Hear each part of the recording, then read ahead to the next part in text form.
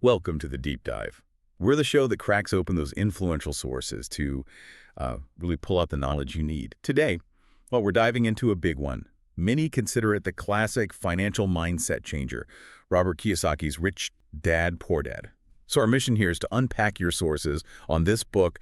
It's incredibly influential, get to its core ideas, which are often, a bit controversial, and really understand the impact it's had on how people think about money. Absolutely. And it's a book that, well, it really did reshape a lot of the financial conversation, didn't it? Came out back in 97.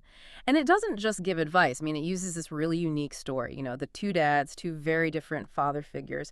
And through them, it just fundamentally challenges how most people think about money, about work, about investing. It sets you up for a different way of looking at things, a radical way sometimes. Okay, yeah, let's get into that core conflict. Our sources really spotlight Kiyosaki's poor dad. Yeah. That's his actual father, right? Highly educated professional, good salary. Versus his rich dad. Now, that's his best friend's father. A businessman, self-made, with this, deep practical understanding of investing. Different worlds. Totally. So poor dad is all about the traditional path. Hmm. Good education, get a safe job, climb the ladder, standard advice.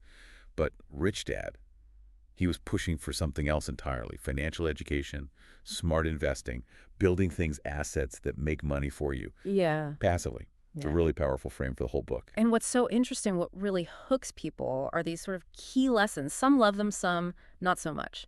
Top of that list has got to be the focus on financial education itself. Kiyosaki argues pretty strongly that schools teach us academic skills, sure, but almost nothing about managing money or growing it. Right, like how money actually works. Exactly, and that leaves this huge blind spot. People are just not equipped for financial independence in the real world. And a huge part of that rich dad education is Kiyosaki's redefinition. And this is where things get controversial for some of assets versus liabilities. This really makes you stop and think. Kiyosaki just says flat out, an asset puts money in your pocket. A liability takes money out. Sounds simple, right? Deceptively simple. Yeah. Because it flips how people think about their biggest purchases, Yeah. like your home. He often argues, hey, if it's not making you money and it costs you money every month, maybe it's actually a liability. That's a tough pill for some. It really is.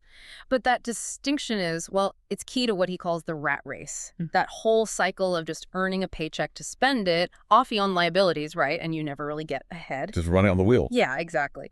So the book is this big push to break that cycle, acquire assets that generate income, strive for real financial independence. It's very entrepreneurial in spirit. It's urging you, the reader, to actively look for ways to make money outside of just having a job. And beyond the economic ideas, which can be challenging, I think a lot of the book's power is how he says it.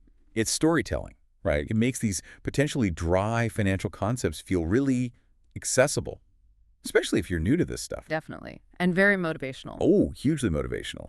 It directly challenges those beliefs we all grow up with about money and work.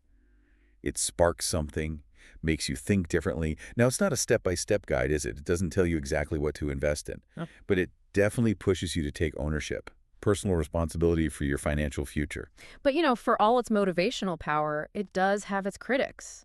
And we should mention that people often point out, okay, great for changing your mindset, but where are the specifics? The actionable steps, detailed strategies for different situations. It can feel a bit light there. Yeah, how do you actually do it? Right. That's a fair question.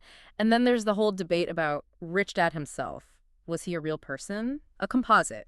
Kiyosaki's been a bit vague. And some argue that the asset liability definition, while it's a powerful idea, maybe it's too simple sometimes. It can overlook things like, say, your house gaining equity over time or other kinds of long-term value. It's maybe a bit reductive for complex decisions. Okay, so putting it all together for you, the listener, what's the takeaway?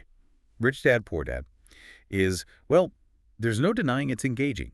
It's an influential starting point for financial literacy, for thinking about wealth. It really is a powerful wake-up call, especially if you're maybe new to personal finance or you feel kind of stuck in that paycheck-to-paycheck grind.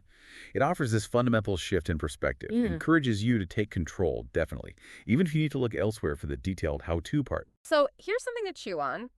If an asset is truly something that puts money in your pocket and a liability takes money out, how might you start looking at everything you spend money on differently, from your daily coffee all the way up to your biggest purchases? What if you started seeing them all through that pretty radical lens?